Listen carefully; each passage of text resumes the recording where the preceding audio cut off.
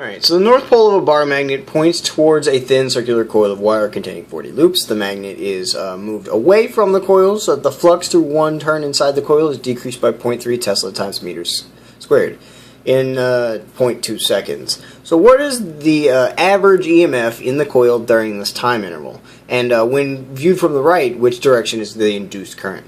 Well, we know from Faraday's law that the EMF, the motional EMF, is equal to the negative change in magnetic flux over the change in time.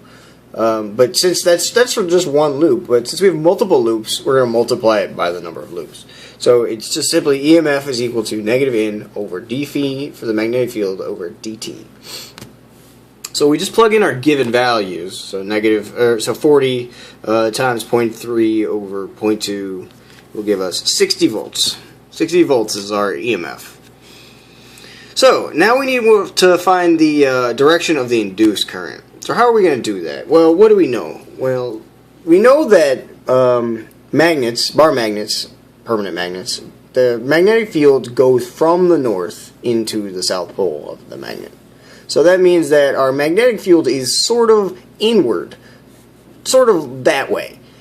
So we know that using Lenz's law, when we have a magnetic field going in, our current would be clockwise. But since we're moving the magnet away from this loop, it's actually in the opposite direction. So it's going to be going this way. It's also the same direction. This is an I, by the way.